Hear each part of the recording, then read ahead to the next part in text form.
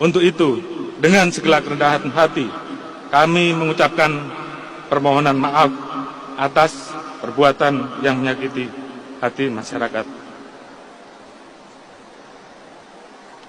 Kami akan terus berkomitmen, berusaha keras, melakukan perbaikan dan evaluasi untuk selalu berubah menjadi lebih baik. Polri berkomitmen untuk terus menjaga amanah dan harapan masyarakat terhadap setiap pelaksanaan tugas.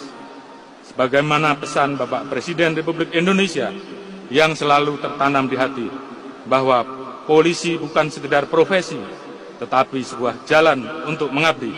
Masalah kepercayaan masyarakat terhadap institusi Polri. Hal ini yang tentunya menjadi catatan penting dan saya minta untuk betul-betul bisa ditindaklanjuti. Dan ini adalah pertaruhan institusi Polri, sehingga harapan kita angka 78 itu minimal sama atau naik. Sesuai dengan arahan Bapak Presiden, bahwa kita tidak akan ada yang ditutup-tutupi, semua kita buka sesuai fakta, ungkap kebenaran apa adanya. Jadi itu yang menjadi pegangan kita. Terima kasih tim SUS yang telah bekerja, dan saya harapkan untuk tim SUS betul-betul bisa bekerja maksimal sehingga nanti kita bisa tentukan berapa orang yang masuk kelompok pidana utama terkait dengan pembunuhan, mana yang obstruct dan mana yang melanggar kode etik, dan semua itu nanti akan kita ungkap ke publik. Kita libatkan juga kelompok eksternal, masyarakat juga ikut mengawasi, teman-teman di Kompolnas juga ikut mengawasi, termasuk juga rekan mitra kita yang ada di DPR yang juga ikut mengawasi, dan ini semua menjadi pertaruhan kita. Saya harapkan untuk rekan-rekan semua mengikuti apa yang menjadi keluhan masyarakat di wilayahnya.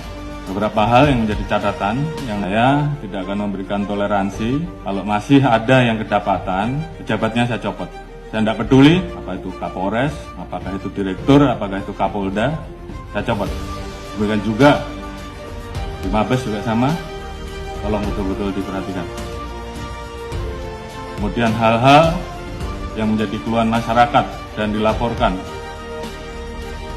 tolong dibereskan. Demikian juga masalah narkoba, jangan ada yang main-main. Kalau ketahuan bermain-main dengan masalah narkoba, mengatur, mengedar atau pengguna, ketahuan, saya copot. Illegal mining, apalagi di wilayah hutan lindung dan sebagainya, tidak ada lagi. Penyeludupan demikian juga. Ini pertaruhan kita, tinggal rekan-rekan memilih yang mana. Yang nggak sanggup, angkat tangan. Kalau sanggup, kerjakan. Propam, saya minta turun dan awasi. Sekali lagi, saya tanya kepada rekan-rekan. Yang nggak sanggup, angkat tangan. Kalau nggak ada, berarti kalian semua, rekan-rekan semua masih cinta institusi. Dan saya minta kembalikan kepercayaan masyarakat kepada kita, pada institusi, sesegera mungkin. Halo guys, nah salah satu kuncinya adalah orang ini yang saya maksud, yang menangkap yang namanya Peggy Setiawan palsu itu. Sebenarnya orang ini tahu ya pembayar anak-anak geng itu, geng motor itu. Inilah kunci salah satunya orang itu ya. Kasus Pinah ini yang melibatkan yang namanya jenderal-jenderal karena melindungi seorang bandar bubuk ya, bandar bubuk satu kapal yang ditangani oleh bapaknya Eki, yaitu Ibtu Rudiana. Kala itu orang ini tahu persis kok, orang ini selalu sangat dekat sama geng motor itu ya. Orang inilah yang sangat dekat dengan geng motor tersebut. Jadi jangan terkecoh kalian dengan orang kesurupan lah apalah ya. Ini tahu yang mantek yang namanya Eki itu, dia tahu samarannya namanya Aldo ya. Jadi harus minta Ketua Mahkamah Agung harus turun tangan. Kita akan buka semuanya nanti. Karena bukan kali ini saja. Di kasusnya Jessica Wongso juga udah terjadi hal-hal seperti ini. Nah sekarang terjadi lagi di kasusnya Vina gitu. Banyaknya dan maraknya pemberitaan di mana katanya juga yang ditangkap katanya siapa namanya Peggy ya. Peggy juga tidak mengaku bersalah dan sebagainya.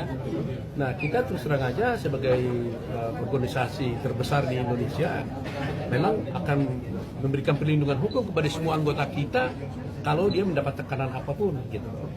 Jadi coba bayangkan dalam kasus sebesar ini, kalaulah betul Titin kuasa hukumnya itu ya kliennya dia diganggu-ganggu, disuruh mencabut-cabut kuasa, kalau itu betul, ini kita prihatin dan kita akan laporkan ini kepada Kapolri kalau sampai itu benar terjadi. Saya lebih afdol setelah saya mendapatkan laporan langsung, kita akan buka semuanya nanti. Tapi Bang Otong melihat bola semakin liar dan banyak kesaksian-kesaksian yang mungkin mana nih versi yang benarnya? Ya sebenarnya di sinilah kita minta sebenarnya pihak polisian, Kapolri sudah waktunya memperbaiki hal ini.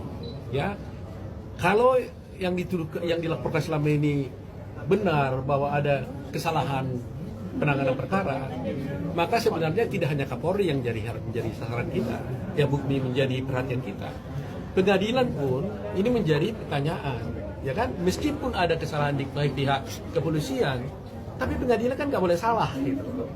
Nah, oleh karena itu, karena melihat kasus ini ada Vina, ada Jika Wongso, saya minta Ketua Mahkamah Agung harus turun tangan untuk menjaga, memberikan perlindungan, penguatan kepada hakim-hakimnya nanti. Jangan lagi sampai hakimnya ini berbuat salah lagi. Kalau polisi boleh salah, tapi hakim nggak boleh salah. Gitu. Itu loh, itu poinnya gitu. Jadi, apakah betul polisi salah? Mari kita lihat. Saya tidak berani menuduh terlalu prematur, kan mendahului kan. Saya hanya ingin menyampaikan bahwa memang seorang advokat yang menjadi kuasa hukum dalam perkaranya Vina datang mengadu kepada Pradi, dan saya sebagai ketua hukum Pradi akan memberikan perlindungan hukum kepada dia. Dan kalau betul ada yang menekan-nekan kliennya untuk mencabut kuasa dari dia, kita akan laporkan hal ini. Assalamualaikum warahmatullahi wabarakatuh. Pada kesempatan ini saya mengharapkan kepada seluruh warga negara Indonesia, saya adalah orang tua kandung dari almarhum Muhammad Rizky Rudiana atau Eki.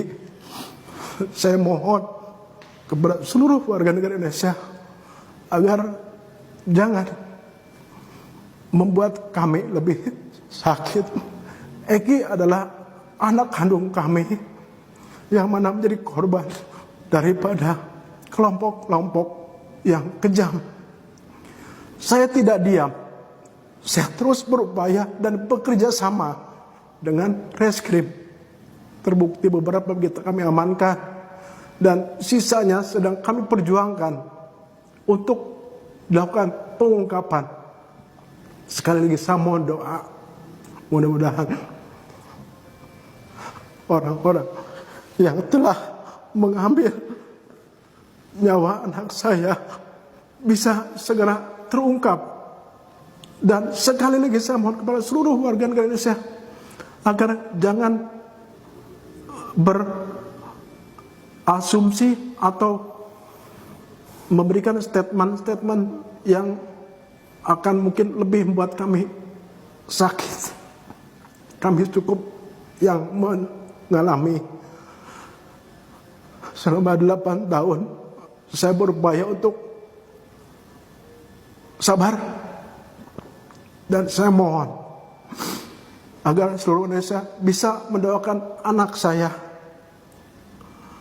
supaya tenang, dan juga bisa mendoakan supaya pelakunya bisa segera terungkap.